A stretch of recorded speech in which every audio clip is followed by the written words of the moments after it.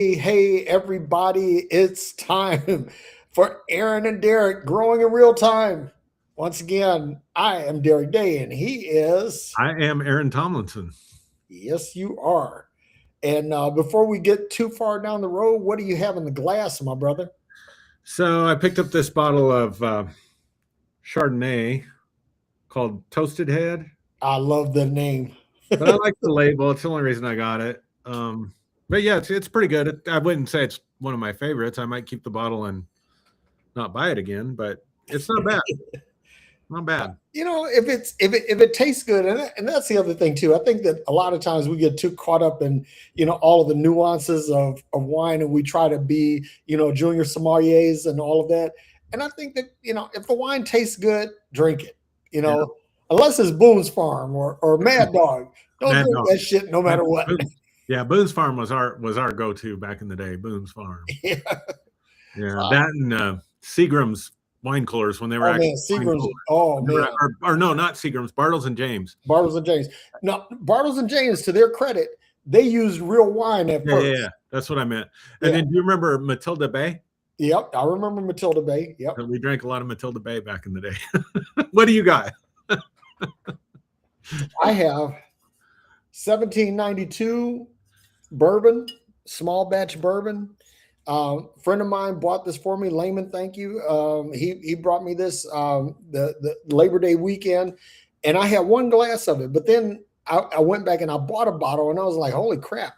So Bullet has been the gold standard of bourbon for me Sure. until I started drinking this. This is, for at the price point, it's pretty damn good. So I'm like, and I'm actually mixing it with this sweet and sour mix. So I'm actually drinking whiskey sours Nice. for the sake of discussion. But uh, today, I think we have a really good topic. I think that this is going to help somebody. And I say this all the time, Aaron. You and I, we've talked about this a lot. I wake up every day saying, what can I do to help somebody unlock their value and live in their potential? And I go to sleep every night asking, did I do that? Yeah. This is my why. This is what gets me motivated, what gets me out of bed every day.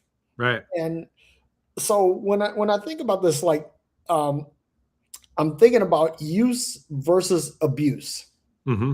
And a lot of times we're taught, don't be used by people. Mm-hmm. Don't get used by people. And then on the other end of the spectrum, you have people that say you want to be used by God. That phrase always bothered me. It does. It's like when I listen to myself say it now, I laugh because I think it's actually low key funny, because at the end of the day, we are in addition to being sentient beings, Mm-hmm. we are also things. We're things, Mm-hmm. and things get used, most notably according to what they can do. Mm-hmm. And I'll never forget this. Like one time when I was a kid, I had to turn a screw, and I'm making some woodworking project, and it was a flathead screw. I didn't have a proper screwdriver, but I had a paint scraper, and so I took that paint scraper and I used it to turn that screw up until the point where it could not generate sufficient torque. And then I both ruined the paint scraper and the screw. Yeah. Ruined them both. Yeah. Why? Because the paint scraper was designed to scrape paint, and the screw required a screwdriver. Now you could take a screwdriver and scrape paint with it, Right. but because the surface area of the screwdriver is so much smaller, it's going to take you a lot longer to remove the paint, and because it's not as the blade is not as wide, Mm-hmm. it could damage the wood underneath. Mm-hmm. So you wind up having a double whammy, a perfecta of fuck ups because you use the wrong tool for the job. Yeah. And then you and I, we've talked about this. We've said this before on the show. We said this privately, that when you're a hammer, every problem looks like a nail, right? Yeah. But not everything is a nail. For example, again, to use the same analogy with a screw, you could take a screwdriver and turn a screw into wood. Right. And if you do that, it will secure the joint pretty securely, because the pitch of the screw will dig into the wood and tightly couple these two pieces. Right. But you could take a hammer Absolutely. and just beat the shit out of this nail or the screw and drive it in there just like a nail. But the joint, the resulting joint, is not going to be as strong. Right. And so I think about this, like how is it that people go from use to abuse, and how can we help people recognize when abuse is happening instead of use, and how we could turn that around? How can we share something with people? Because you and I have been through this. We've been through the pastoral or the ministerial abuse cycle. Mm-hmm. And when I say that, it's not saying that that people just did you wrong. That's not what I'm talking about. It's a difference between when people are doing you dirty and people are abusing you. Because, like, for example, if you're a pastor, your job is to, number one, cast a vision for the flock that you're heading. Mm-hmm. And the second thing is to keep people in the fold, because you're a shepherd, right? Mm-hmm. Mm-hmm. But when you say that, okay, the pastor has to be this business visionary to help grow the ministry, now he's being abused. Even though people think, oh, he's not being abused, that's just what a pastor is supposed to do. But that's not what a pastor does. Those two things that I mentioned are what a pastor does. And if you go outside of that, now you've gone from use to abuse. Yeah. And that's what I wanted to talk about today, because I think that a lot of us invite abuse. Mm-hmm. Because when you don't know your purpose, right? Let me put it this way. If you don't know what the target is, any contact between your projectile and your device, your launching device, is going to be a bullseye if you don't know what it is that you're aiming at. And so I think that what happens is that people don't really understand their purpose. They don't understand their why. They don't understand, what is it that drives them. And so as a result, people allow themselves to be hammered in. People allow themselves to be manipulated with tools that don't suit them. And eventually, and here's the thing about abuse, right? Is that when you are genuinely abused, you're used outside of your purpose. And let me just say this real quick. I don't think that anybody has a distinct purpose. I think that people have a probability, a range of potential purposes. Yeah. And so you work within this probability range, based on your ability, based on your physical attributes and things like that. But not everybody has a distinct purpose. But if you operate way afield of that probability, then you're open to abuse. And what happens is that you wind up getting exhausted. Yeah. You wind up getting burnout. You wind up getting disillusioned, and you never accomplish what it is that you think you're here to do. Right. So that's where I'll kick it over to you, my brother. Yeah, there's a lot there. First thing comes to my mind with this is the power of words to frame something, the way you say something. Semantics is important, because the way we say something. I remember I can't remember who I heard say it, but I remember I heard someone once say, "Words create feelings," and that's always stuck with me. Like, for example, when I was working, this might be use and abuse on my part where I'm perpetrating, but when I was a salesperson and we had to sell warranties to whatever we sold, right? Mhm. I would use my words to paint a picture of what could happen that would be bad. So I sold electronics back then, right? So young family, let's say, man, the last thing you'd want is for one of your kids, if they put a peanut butter jelly sandwich in the VCR instead of the VCR tape. Or I learned this early on. It just came to me intuitively, right? I wasn't trained in any of this, but I would try to use my words to paint a real picture of something that could go wrong with the device I was trying to sell a warranty on.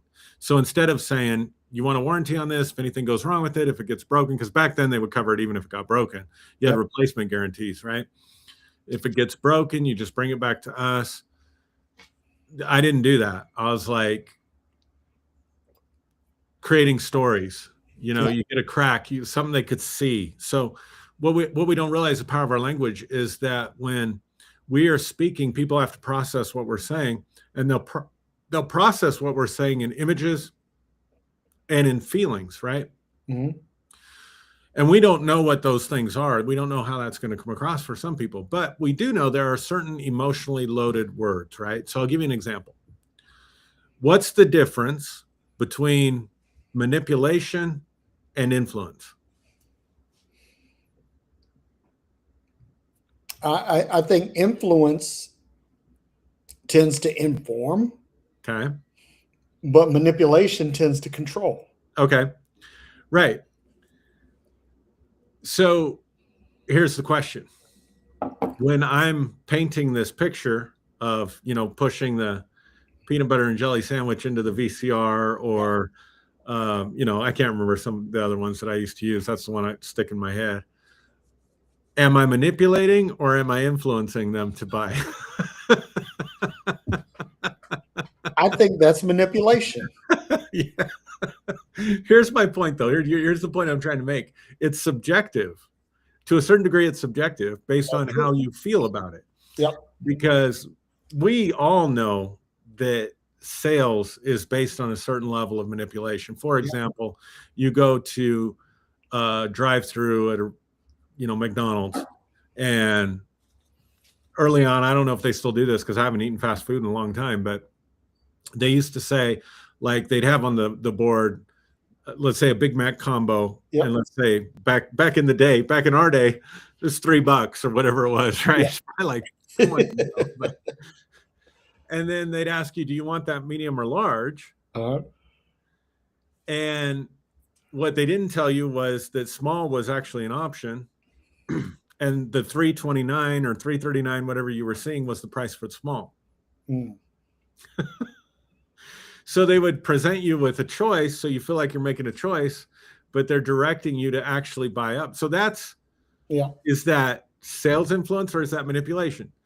And I think from their perspective, it's influence. Leadership can be, questionable. Are you leading people? Are you manipulating people? The point I'm trying to make is that our words create feelings.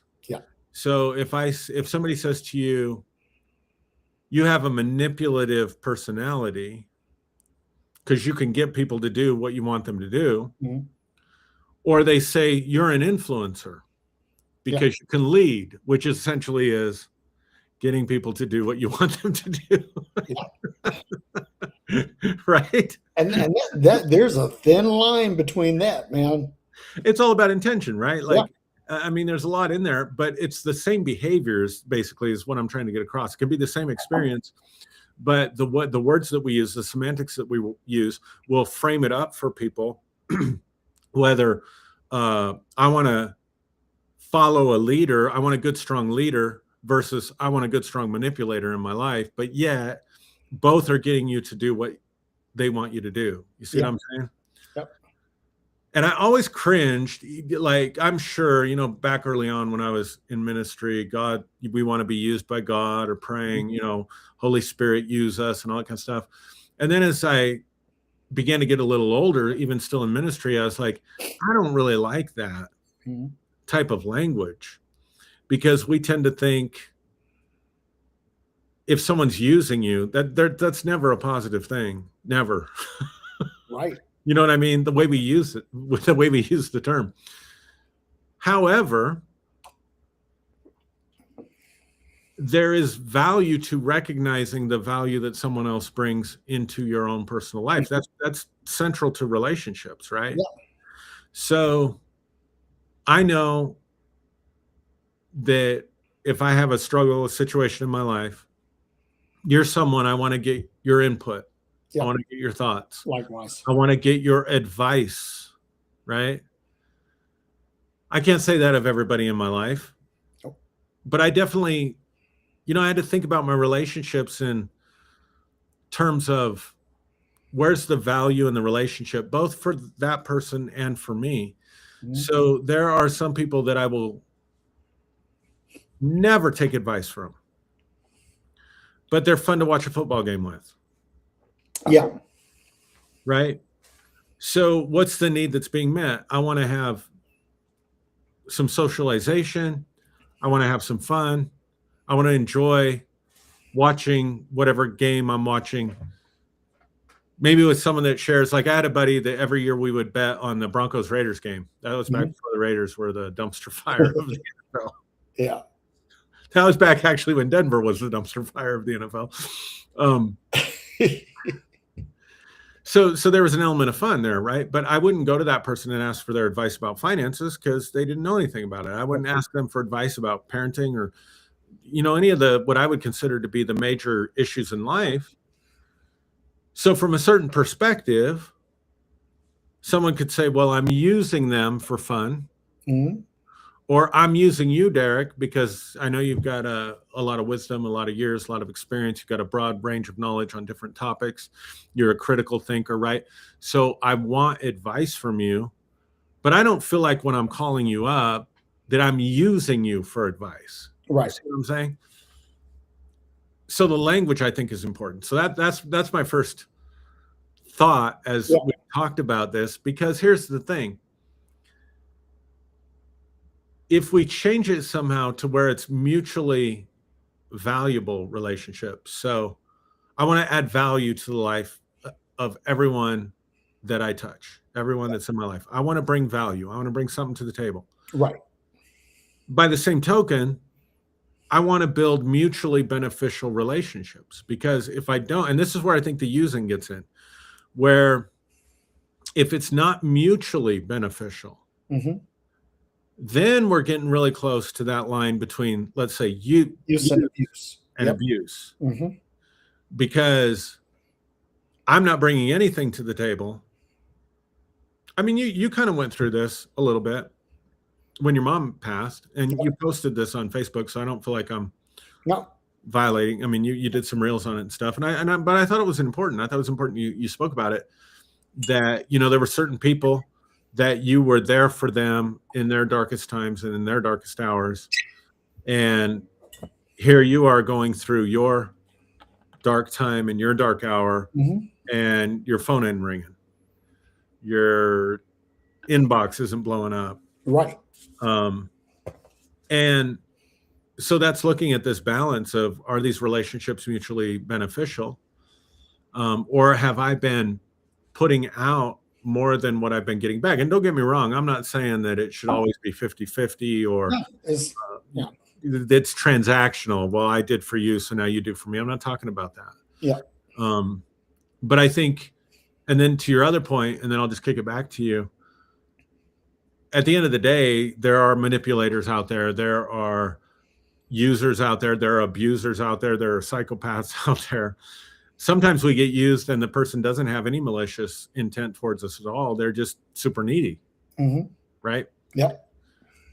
So what causes us, I think it behooves us to examine in our lives what causes us to allow ourselves to be abused or to be used. Because the way I understand you using the term use is like, I have a certain purpose. And like, in other words, if I call you for advice, there's part of me that believes that you also get something out of that exchange, because I'm recognizing and I'm honoring the value that you bring into my life as a friend.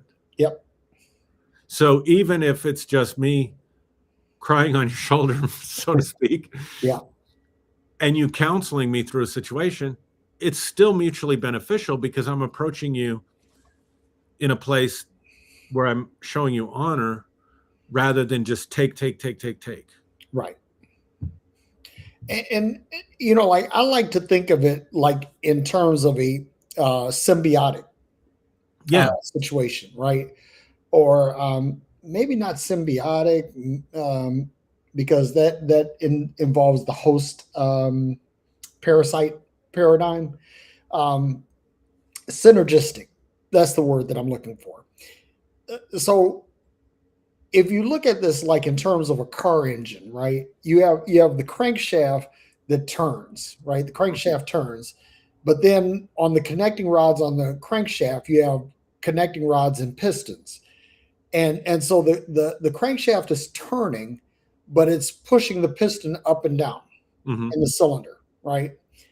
And so then you have to ask yourself, like, so the piston moves up and down in the cylinder, it compresses the intake, the air fuel mixture, and the spark plug explodes it and forces it down. And you could say that the crankshaft is using the piston, or the piston is using the crankshaft. But it's really, these things are all acting synergistically. Right. And that's what, you know, like I don't mind, like for example, I think you and I, Mm-hmm. talk about me and you. We use each other Mm-hmm. for a lot of things. We use each other as sounding boards. We use each other for you know, for intellectual stimulation. There are a lot of things, but the use is not abuse, because one of the things is that you don't ask me to operate outside of my Exactly. operating paradigm, Right. and I don't ask that of you. Right. So when you ask me something, you say, "Okay, Derrick, what do you think about A, B, and C?" It's because you have a working knowledge of how I uh, uh, approach A, B, and Great C, point. Yeah. right? And the same thing with you. It's like if I come to you and I say, "Hey, Aaron, what do you think about this, that, and the other?" I know that you have a perspective on this, and so in that case, I am using you to my advantage. But this is where the synergy, where the synergistic part comes in, is I not only use you for what you can do for me, but I expose myself. I make myself vulnerable and available to you to use me for what you think that you. And so as a result, to your point, what we have is a mutually beneficial relationship. Right. And this is something that I think that everybody needs to look at when they, because um, I have a friend. I have a friend. I'm not going to use his name, but this guy is a financial genius. He's a financial genius. This guy has figured it out. He does these options classes and he's helping people get wealthy. And I love what he's doing. But there are people that come to him just to get what they could get financially from him, not recognizing that he's a person, Right. because this For is a cat. He and I have something in common, that we were raised by single mothers in Detroit. Mhm. You know, this is our common denominator. And but people come to him and they just say, what can they get? What can they get? And they don't present anything in return. Right. So when you're, and this is one of the things that I want to share with everybody that's listening, is that when you're using someone, you're also, if you're doing this synergistically, you're presenting yourself to be used in return. In other words, like if you think about like someone, like a cloth that applies wax to a car, right? You need the wax and you need the cloth, Now the car is already there, but you need the wax and you need the cloth. So now you're saying, okay, I'm going to be the cloth in this equation, or I'm going to be the wax in this equation. But together we're going to work together to make sure that the car is shiny. And I think that that's the approach that we need to take, because what happens if you say, okay, I'm going to be a wax infused cloth. In other words, I don't need you. I'm not asking anything from you. Or you can say, I want you to be the wax infused cloth. I don't want to bring anything to the table. I just want you to shine the car. And I think that that's where we get messed up, where we get twisted, because we're thinking, okay, and this is the difference between proper use, and abuse or manipulation. Because now you're saying, okay, I want you to do something that's beyond what your operating parameters are. Yeah. I want you to do something. I want you to be something bigger. I want you to be something greater. And I don't want to bring anything to the table. I just want to watch you do your thing, because when I watch you do this, I'm getting something out of it, and I'm not contributing anything. And I think, man, so let me tell you a story. I'm going to say this and I'll kick it back to you. Sure. I was an associate pastor in a church. Mm-hmm. And the pastor of my church went off to another city, and he found this guy who was I'm using some Christianese here, an anointed organ player. Mm-hmm. Is an anointed organ player. This guy could make the atmosphere change with how he manipulated chord progressions on the organ. Mm-hmm. And my pastor wanted this power. Mm. So he made a deal to bring this guy and his family to where we were living, and he set him up. Now, the problem is that there was never anything poured back into this guy. Right. It was all about what he could, how he could use his talent for this ministry. And when you do that, and this happens all the time. I mean, and I'm speaking about ministry, but this happens in corporate America. It happens in relationships. It's like you want something without giving anything in return. Yeah. You want to take something without putting something back. You want to receive something without giving something. And the thing is, like going back to my car engine analogy, right? The automobile engine is called a reciprocating engine. Uh-huh. Because it operates on reciprocity. That if there's no reciprocity, the engine does not do any work. Right. And so when you have somebody, you're getting something from them, but you're not returning anything, the engine stops working. And that's the point that I'm getting at. It's like we need to think of this as, instead of what can I get from this, is what can we achieve through this, and not what you could get or what I could get, but what is it that we produce together that makes this happen? And if we take that approach, we avoid the appearance of, if not the actuality of, abuse. Yeah. You said something really important. I'm going to go back to something you said, because I think it needs to be highlighted, because this is the growing in real time moment for me, right? Okay. You talked about, gosh, I wish I could remember exactly how you said it. I don't expect things from you that go beyond your purpose. Yeah. I don't know if that's exactly how you said it. Yeah, that's about that. Because here's the thing. This is the one thing about relationships, that when I make myself vulnerable to you and you make yourself vulnerable to me, I begin to understand where your watermark is, right? And so I may say something that may push your boundary, but I'm not going to egregiously exceed it. Yeah, I think the key here though is knowing. In other words, it's built on a relational knowledge. Right. And this is the like growing in real time moment for me. I can only, like the stuff that I said earlier, you know, if I want advice, various different things, if I need a shoulder to cry on, I don't know how else to say it.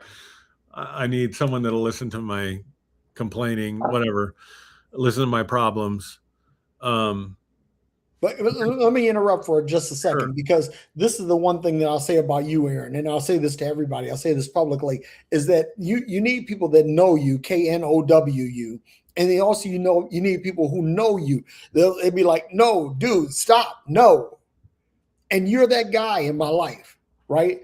You'll stop me and say like, "Okay, that's a bridge too far, Derrick," you know, Yeah. and you need that. Yep. But anyway, keep going. Yeah. So it's the knowledge that comes, right? Like, so I know you, it's relational. Yep. Now, if I didn't know you, I'm going to get your thoughts on this. In other words, we didn't have the relationship, Mm. but I know that you help people find their purpose, right? So I Yep. know I can call you up and say, hey, man, I'm thinking about this new venture that I want to do in my career, or I want to shift something related to how I'm investing my time that I have left in my life, right? Mm-hmm. And you help people find their purpose. I know I can call you up because we know each other and we have that relationship, we have that reciprocity. That's different than if we hadn't done this for the last, what has it been, 5-6 years? 6 years this year. Yeah, if we hadn't been doing this for 6 years, plus the relationship that we've built outside this program, Mm-hmm. and I call you, I watch one of your videos, I'm like, man, that's a really smart guy. And I expect you to give me your time for free. Now there's no reciprocity. Right. And that's where the problem arises. And I'm really seeing that. And I hadn't seen that before. So I don't have to pay you to coach me. Right. Because we have reciprocity Or and depth in our reciprocity. relationship. Yep. If we don't, and you do it for me, I'm taking advantage of you. And really, because I do believe we live in a cosmos that's built on reciprocity. I believe there is a law of reciprocity built into the cosmos. Yep. Absolutely. So if I take from you without any reciprocity, I'm going to use a religious term here, and it's probably too strong, and I probably shouldn't use it, but I'm setting myself up for a curse. And what I mean is I'm setting myself up for that reciprocity, that law of reciprocity to work against me now instead of working for me. Right. And so that's a good guideline, I think, for people. Like, yeah, people will do stuff pro bono, right? Like I'll do some pro bono counseling or whatever, or I'll sit down and talk with somebody and not expect to be paid for that. But that cannot be my lifestyle. If that's my lifestyle, then I'm out of balance. I'm too much of a giver. So I think I saw a comment like givers have to have boundaries because takers don't have any. I think somebody commented that. Yep. So I got to know both. I got to know if I'm expecting something from you for free and I don't have the relationship and the investment and the built-in equity to expect that, then I'm using you in the negative sense. Yeah. I'm abusing you. That's a growing in real time moment right there. And by the same token, if I allow myself to put into you without any expectation of reciprocity, then I'm also setting myself up to violate those principles. You see what I'm saying? So I'll give you all the time in the world if you have a problem, but if some random person on the internet hits me up and wants to pick my brain for an hour, they're going to pay me. Yeah, absolutely. And if I don't make them, I really want to stress this, because we were so trained in religious culture that you just give. God loves a cheerful giver. Yeah. If you want to have joy, you put Jesus first, others second, yourself last. Correct. And that violates the principles of the universe as far as I'm concerned. Yeah. And it creates an imbalance. It creates an imbalance for the other person, but it also creates an imbalance for you. And so you have to be able to demand reciprocity, but you also have to be willing to give reciprocity. Yep. And if you're not, you're setting yourself up for hardship, I believe, because of course I'm, metaphysical. Metaphysically, yep. I think you're violating a metaphysical principle of the universe. Yep. In Judaism, they have a phrase for this. They call it eating the bread of shame. It's a really interesting psychological principle that bears out in social psychology. So there's social psychology, or social psychological studies have shown that if this reciprocal relationship is not created, the person will end up despising the giver. Mm-hmm. And so I always knew if we gave money to people in the church, pay their light bill, pay their rent, buy their food, whatever, if we didn't demand something back from them, and people say this is terrible because Christianity has programmed us wrong, right? You're just supposed to do that. Give to anyone who asks of you, Jesus said, right? So if we didn't demand something back, that person was going to leave and that friendship was going to end. That's one of the reasons I never give money, never, ever, ever give out money in situations to friends.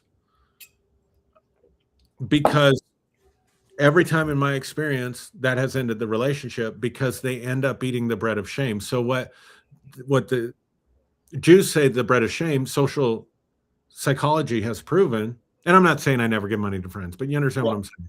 Yeah. Social psychology has proven that, especially with money, people feel ashamed subconsciously for having to ask you. You put yourself in a superior position over them when you give it to them.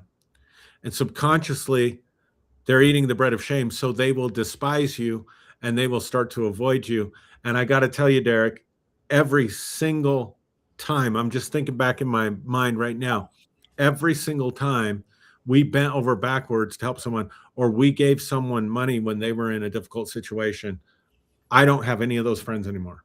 Wow. And you can sit there and say, after all this stuff I did for them, I mean, we helped them here and we helped them there and we gave them money and we did all this, and now they won't even have anything to do with us. Well, you created that situation. Because you didn't ask anything in return. So now if I do, like, there's an individual that I've been working with and doing therapy with that really isn't in a position to pay me. But I let them know up front, you're going to pay me in some favors. And here's some favors that I'm going to need from you down the road. I sound like a mob boss, don't I? No, man, I sound like Vito Corleone. There's a scene in The Godfather, like, where this guy is, he's talking to this guy, and he says, "Hey, I'm going to require a service from you someday, and I expect you to and sure enough, when Sonny Corleone dies, this undertaker has got to step up, because he asked for the favor. But here's the thing. To your point, this is absolutely true. I'm going to say this because, like, I went through this thing where I was unemployed for a year and a half, and I was really desperate and really depending on other people. And there are some people that showed up for me really in a really huge way. But the thing is that they know that if the shoe is on the other foot, right, I'm going to show up, right? I'm going to show up. And that if there's anything that I need to do for any of them, I'm going to show up. And so as a result, they, poured into my life, Right. financially, Right. because they knew that this the quality of the person that I am. And this goes to your point that there has to be reciprocity. And this, the other thing too, when we talk about use versus abuse, right? Yeah. I think that a lot of people miss the whole relationship aspect of things, Yeah. right? Because like a screwdriver has a relationship with a screw. It's designed to work together. They're designed to work together. The paint scraper and paint, they have a relationship. Right. They're designed to work together. And so when you go about building relationships, it's like I never forget this. Like when I have been doing this Freology Friday thing for years, and then I came to you and I say, hey man, listen, I'm this is what I'm thinking, and you're like, okay, this is cool, and it was because you saw what I gave, and you said, okay, I'm looking at what Derrick is doing, and I can see where I can contribute something and complement this, and together we can build a longer, stronger lever Yeah. than Yeah. either of us could individually. Right. And so as a result, here we are 6 years later, doing this thing. I think that that one of the big problems, I think that when people look at they look at their lives and they say, am I being used or am I being abused? And when you're questioning that, the first thing you need to do is evaluate the relationship that you have Right. with the other person. And even things like a lot of us have like a bad relationship with money. Money seems to come and money seems to go, and it doesn't really seem to step in and do the things that we expect money to do. And we ask ourselves why. Well, it's because you have a bad relationship with money. Yeah. You're looking at money as a solution to a problem instead of as a tool to help bring about a solution. Right. And so your relationship is unequally yoked. And this, I'm going to use some Christianese here, that a lot of times we wind up being unequally yoked. In other words, I don't, I'm not giving the same degree Yeah. of Right. substance to you that I'm Right. expecting from you. And Right. and and if that's the case, what happens is, and this is why the whole unequally yoked thing, I'm gonna give some Christian folks some context here, because the whole thing about unequally yoked had nothing to do with people believing or non-believing. That wasn't it. They were talking about a specific thing, that if you had two oxen in a plow and one was stronger than the other, you would plow in circles. You would never plow out a straight row, right? So this is why unequally yoked, it had nothing to do with your faith, had nothing to do with your belief. It had everything to do with what is being contributed.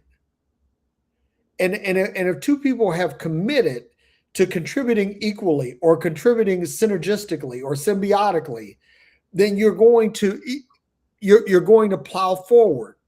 Right. But if one is doing all the work and the other one is just kind of loafing and just kind of along for the ride, you're going to plow in circles and you're never going to achieve the harvest that you're looking forward to get. Let me jump in. This is Okay. going to be really controversial, but that's new. I love for us. controversial. That's new for us. I've never talked about this, honestly.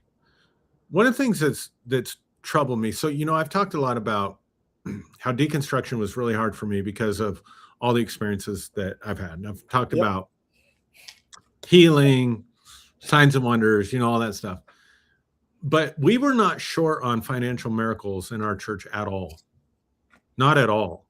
Both, and I'm not just talking about us because we took an offering and now we can buy a building. I'm not talking about that. That's what gets peddled out there. I'm talking about, I remember, I'll tell the story in a second, but like people would get real financial breakthroughs off of offerings. Yeah.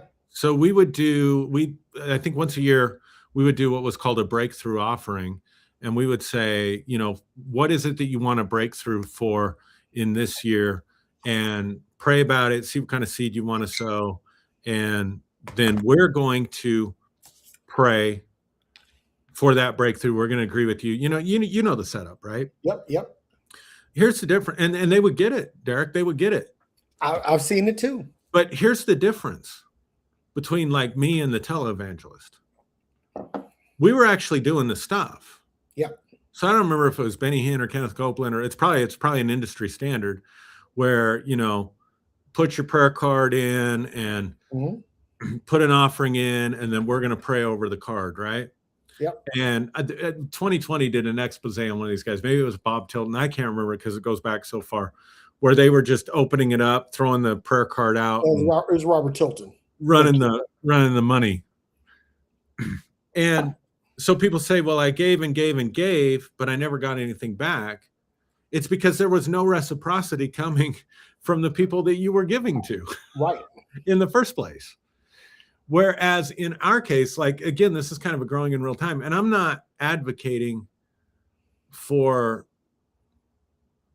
church. I do think that the Bible, I refuse to believe I was stupid or brain dead or just a fool when I was following my Christian path. I think there was principles that we stumbled into that have nothing to do with.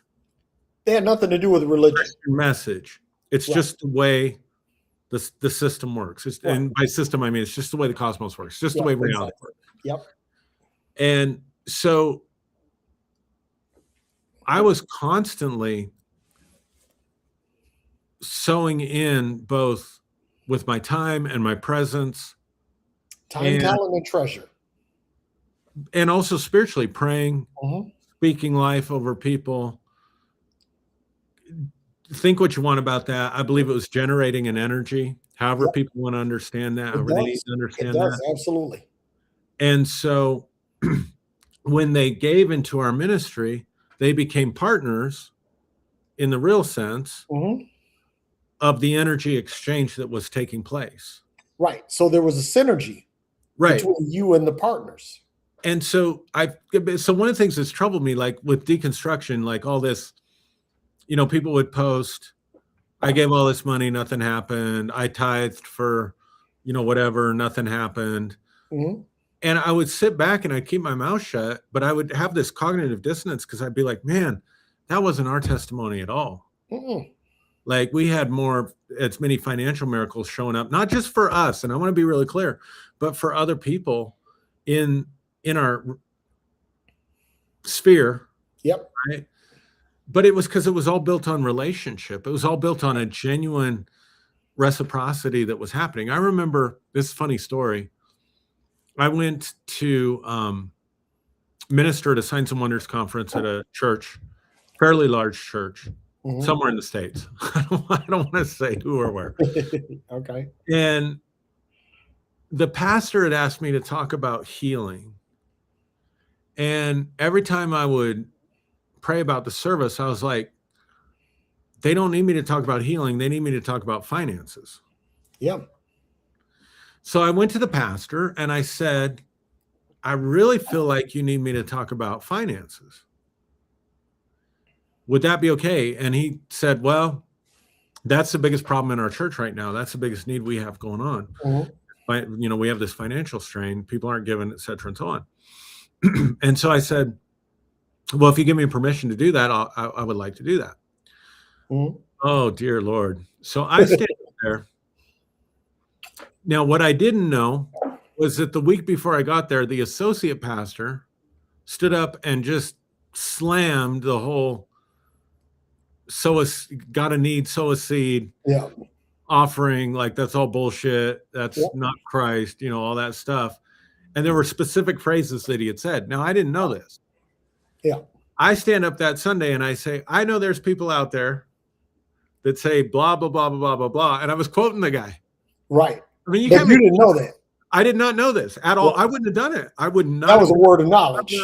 not going to go into somebody's house and abuse their wife. And I was abusing this guy, man. I mean, I was just like, you've heard it said this, but I tell you this, you know. And it was funny because it was in the South, and it's very white church, you know, in the South. And I said, you know, I was talking about yeah, people have abused the principle of sowing and reaping, right? Mhm. In giving to get all that stuff. I mean, it's been abused, no doubt. Yeah. And I said, but how many of you in here are packing today?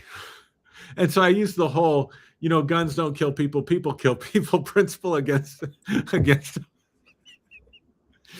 But the funniest part, I mean, it's not funny, but the most interesting part was I said, okay, we're going to take one of these breakthrough offerings right now for this church. Mm-hmm. This money's going to me. And it didn't. This wasn't a ruse. This was not a con. Right. If you have needs, I want you to come up and give into this church. And we're going to have the elders up here, the prayer team, or whatever it was at the time, I don't remember. And they're going to pray for you also for your breakthrough. But we're going to make this personal. We're going to make this relational. So I call the associate pastor up. Dude, you can't make this shit up. I call the associate. I got one for you when you're done. And I give him the basket, the offering basket for everybody to put their offering in. Now I want you to think about this. This guy was just up there saying all this, you know, sowing and reaping, have a need, sow a seed. It's all bullshit. And he was shaming people. He was shaming the church, you know. And then I come in the next week and I say, everything this guy said is bullshit.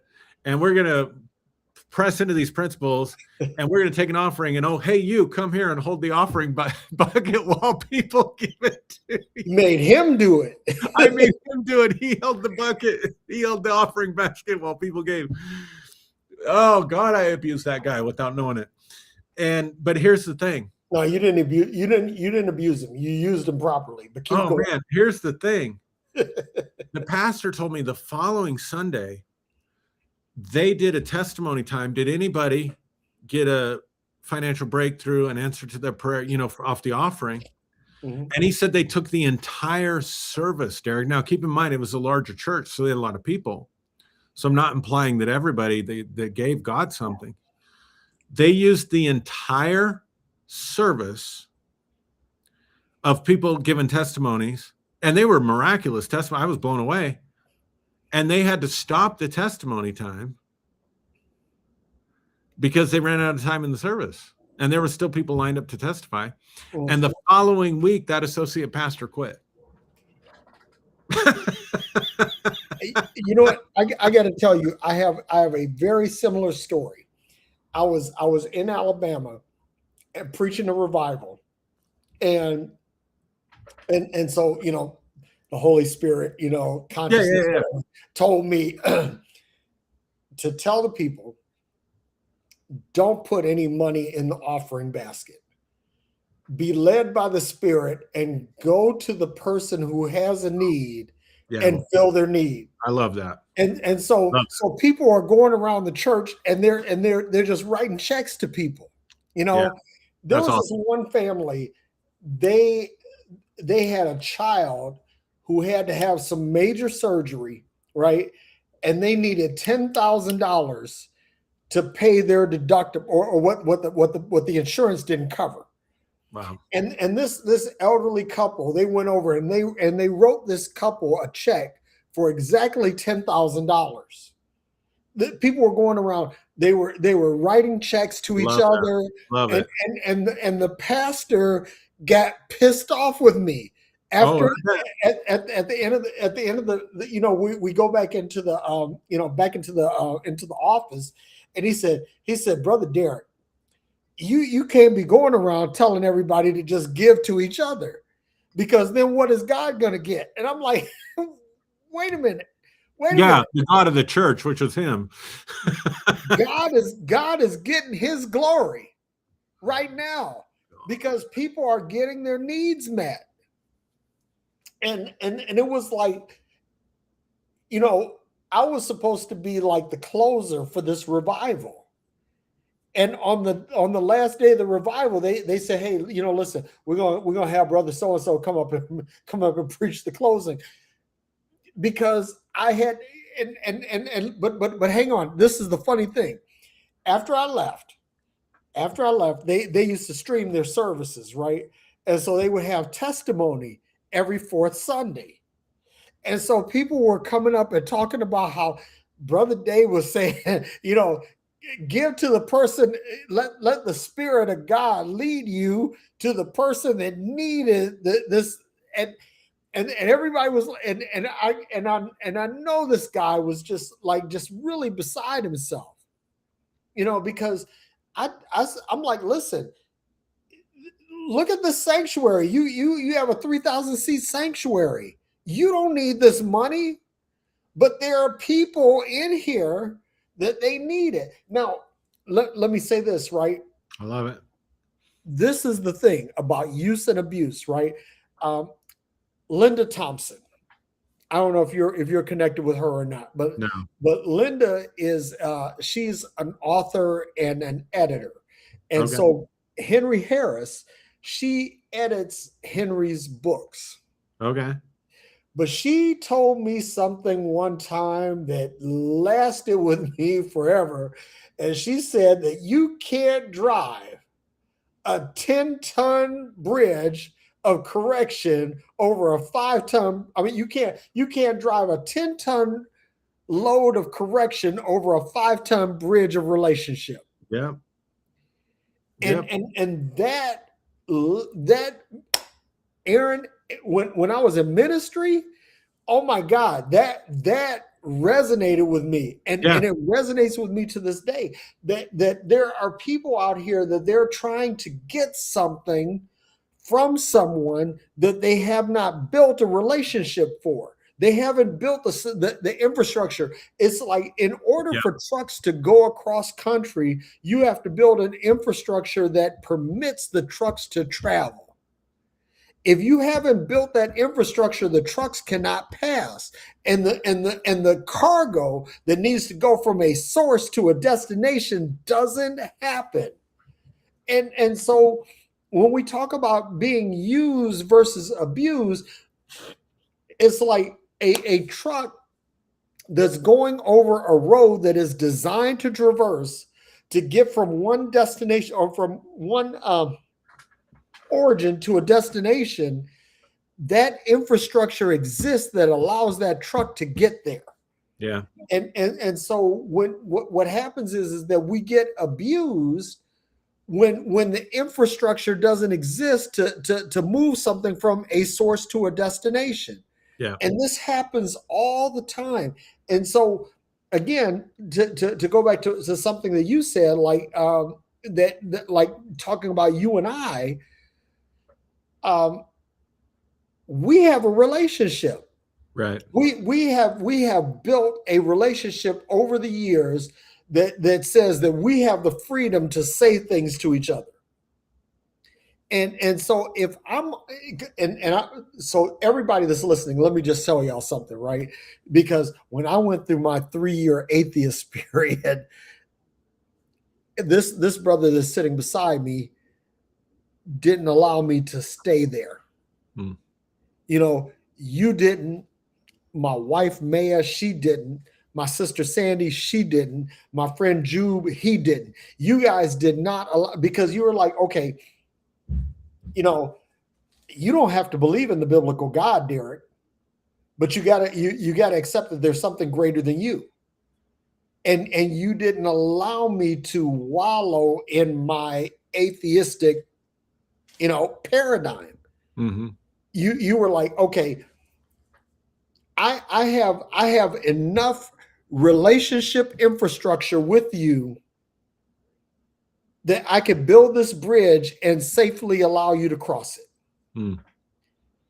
And that's the thing. Like if you want to prevent abuse, whether it's preventing you from abusing someone or preventing someone else from abusing you, you have to build this relationship in such a way that it provides the infrastructure by which the means of communication can go across without collapsing it. Yeah. So something I used to tell people, and I've nuanced it as I've gotten older and hopefully wiser and got more gray hairs, right? I used to tell people, and like if I was mentoring people in ministry or whatever, I would tell them, don't ever receive correction from people that you don't have relationship with. Bingo. That are not in your circle, because you never know where that correction is coming from. In other words, we talked about influence versus manipulation, right? Yep. So oftentimes what I found was, because people, when you're a leader in any field, it doesn't matter if it's church, it doesn't matter if you're supervising 5 people at your office, or if you're a national leader. I suppose I wouldn't know from experience, but I suppose it holds true up there. You right? are a national leader, Aaron. That people, and I suppose the higher you get, the more influence you have, the more people will try to do this. They will try to, how do I want to say this? They will try to ride your coattails, doesn't quite feel strong enough. They're going to try to control, they're going to try to take power that you hopefully earned. Yeah, they're going to try to use your power to power. They're going to try to use the wind in your sails to blow theirs. There you go. They're going to try to use some wind in your sails to blow their own boat. Exactly. And they're going to use correction to do that, right? Yep. So I always told people, so I would just tell people, if you need to correct me for something, like, I got these people and that's it. And when you're in the faith, you're thinking, if God needs to correct me, then I'm like kind of telling God it can come through these resources, right? Or whatever, the people I know. Yeah. Take God out of the picture. Now, I've nuanced that a little bit in that sometimes, and I want to emphasize sometimes, yes, our critics show us our blind spots. Sometimes what people are criticizing us about. Can I stop you there real quick? Yeah. Because I've said this before, that see, here's the difference, right? You will never criticize me. Never. Yeah. Never. Right. You will critique me. Yep. Because the difference between a critique and a criticism is that a critique is there for corrective, or it's to lift you up, not put you down. It's not putting you down. No. It's lifting you up. Yep. But a criticism is to lay the smack down on you. Yep. And I say this all the time. Listen, if you come to me with a critique and I have a relationship with you that will permit a critique, I will listen to what you have to say. But if you don't know me well enough to critique me, I'm not going to hear what you have to say. Yeah. Yeah. And I think that's a good principle to live by. I think there are times, but there have been times in my life where I've heard enough criticism about something that I was able to extract myself emotionally enough from the criticism to look at it objectively and say, is there an element of truth to this? And find out, damn, they're right. I hate them. They hate me. They're trying to control me. It's terrible, but they're right. Right. Yeah. But that's not a principle. I guess what I'm saying is, like, I just love how you say it. No, right? but dude, like, that doesn't happen all the time. What you're talking about, because that's the exception and not the rule. It is the exception, not the rule. You hit the nail on the head. Critique wants to lift you up.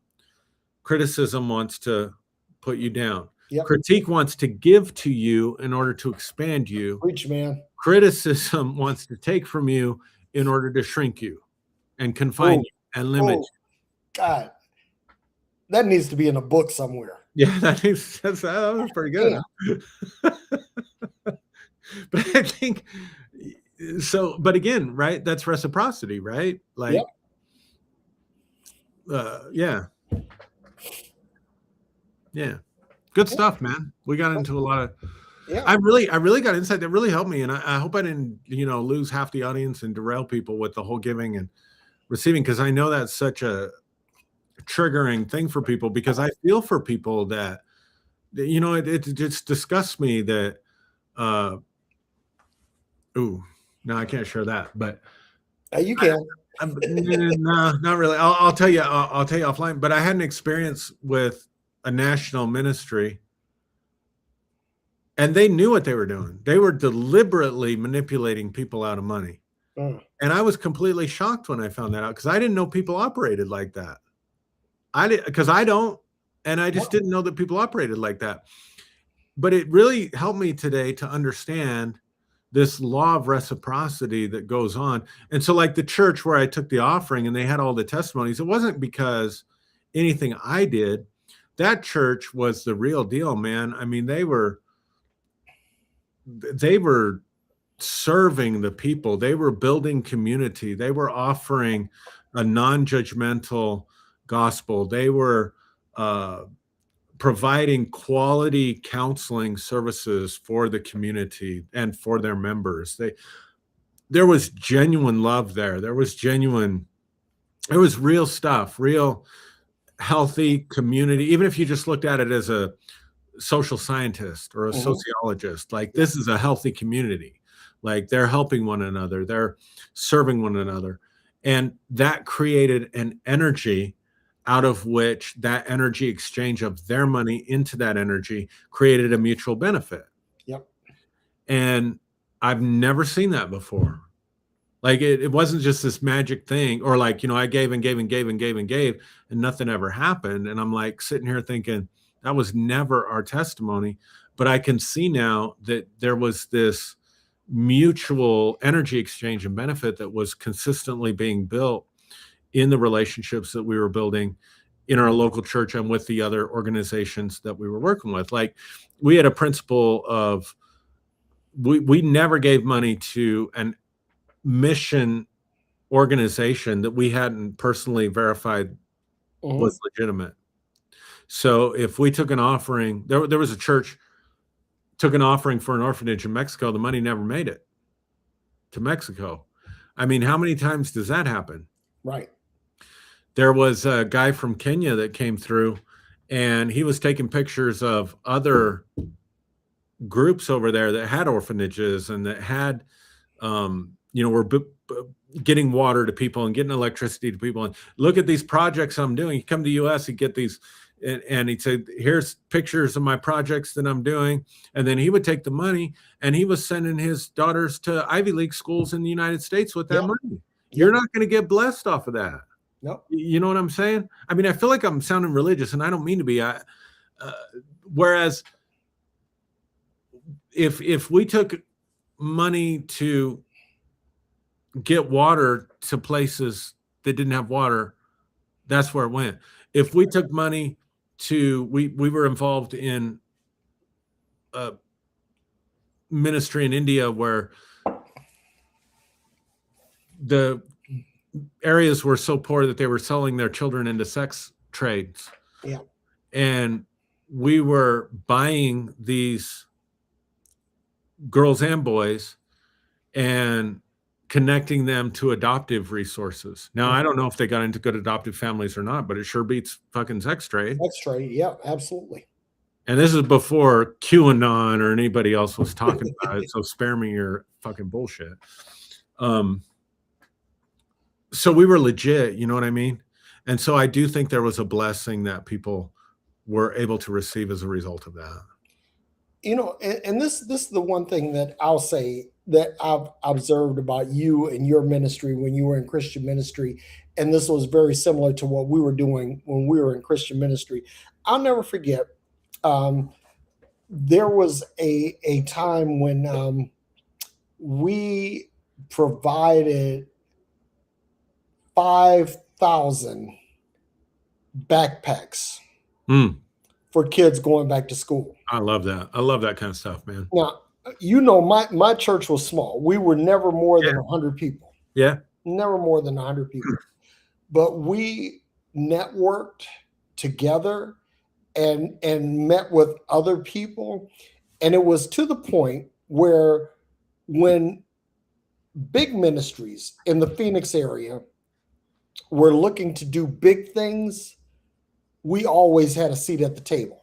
Agape Dominion always had a seat at the table. Why? Because we were the kind of ministry that brought resources to bear and provided networking to help bring these things to bear and to make things happen. The point that I'm getting at is that we were able to punch way above our weight because of the relationships that we built, and so as a result, we were able to do things that a lot of bigger churches couldn't do. They couldn't do it. They and I'll never forget um, Matthew Barnett, who was the founder of the Dream Center LA. Yeah, I haven't heard that name in a long time. And his son Michael Barnett, who has the Dream Center in Phoenix, that whenever there was something, and the Dream Center was always at the leading edge, the bleeding edge of anything charitable that was done in the Phoenix community from the Christian community. We always had a seat at the table, 100%, because we were able to, we were able to build relationships. And so when we talk about use versus abuse, I'm certain that there were certain ministries that were able to be abused because they had members, they had numbers, right? But we never had that. We never had the numbers. So we, at the very best, we were being used based on our ability to relate to the community. Yep. Yep. And so again, looking at use versus abuse, and let's take ministry out of it for a second. Let's take the religious aspect out of it, and just say, okay, when someone is able to motivate people to do something they ordinarily wouldn't do, to bring something to pass for something for people that ordinarily would not be able to get it. These are people that have submitted themselves, made themselves vulnerable, Aaron. Yeah. To being used. That's right. To produce a certain result. And that's what I'm getting at. It's like, and I'm just going to say this, we go through a whole lot of ego stroking between me. Yeah, we do. Between me and you. But I'm gonna say this, is that I know what you have done ministry wise. We've talked about it in publicly and privately in great detail. Mm-hmm.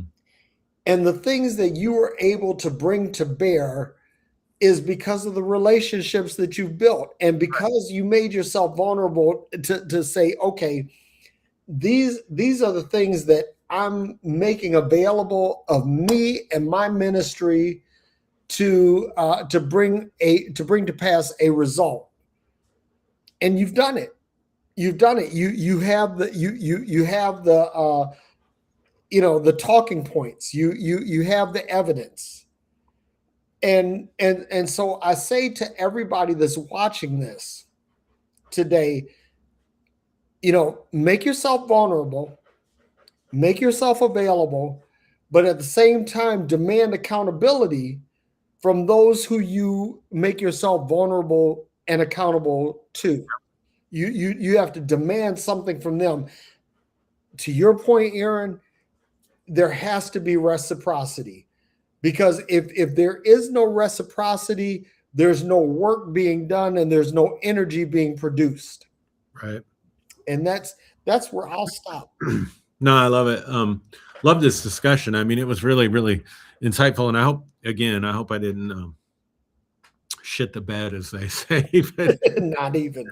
Because that's such a touchy issue for people. But it's also use and abuse, right? Like there's a proper use of mutual exchange that we can see in those examples of sowing and reaping.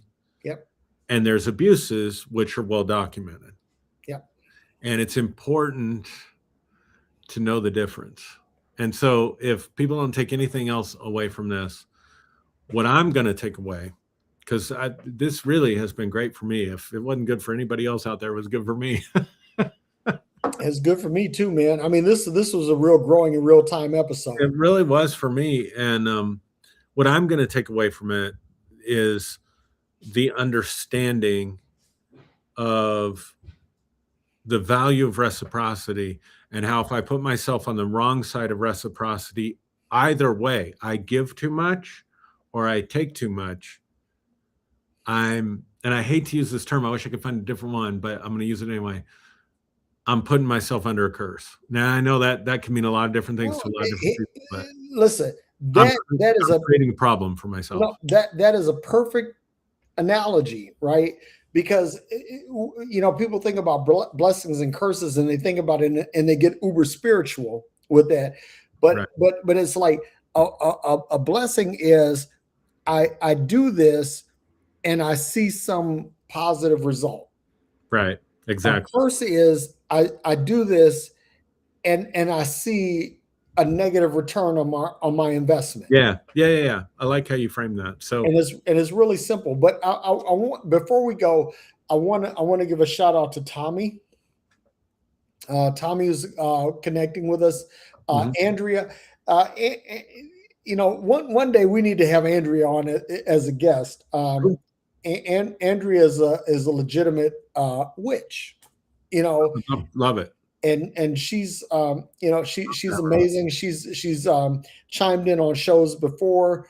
And then finally, my friend Marianne Lopez Sanders, one of my oldest Navy buddies, Steve Saunders. Marianne is his widow. Oh. And Steve, words cannot express how much Steve has meant to me.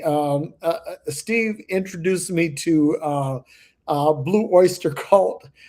Steve introduced me to the principles of genetics. Steve introduced me to a lot of musical progressions, and he was one of my best friends, and he passed away last year. And just a really incredible human being, and his wife Marianne. Marianne is carrying on his legacy. And Marianne, I love you, and I'm sorry I haven't been more connected to you after Steve's passing. But she said a couple of things. I'm going to show them on the screen. One is she says, everyone has talents or gifts. They can be used for good or evil. The intent of the person's heart determines the outcome. That's one thing that she said. And then she said this. She said, critique is addressing the behavior. Criticism is tearing the person down. Okay. Yeah, really and good. That is exactly right. And really Marianne, you got it. You're channeling the spirit of Steve. And I love you. Nice. So I just had to throw that out there. Love to have Andrea on. I know I saw a comment from Tommy earlier that I thought was really good. And genuinely love to have Andrea on the show sometime. Let's see this one. He says, the one time I successfully got high, I figured out the difference between music or as art or music and advertisement. Art wants to give you something. Marketing wants something from you. I thought that was a great comment. That's a great comment. Same vehicle, different intention, different energy behind the intention. Yep. Love it. This has been a great show. I mean, just y'all listen. Learn to discern between use and abuse, and the thing is that you are going to be used because you have gifts, you have talent, you have something to contribute to the world, and there's nothing wrong with with what you have being used. If it's used to the betterment of humanity, it's all good.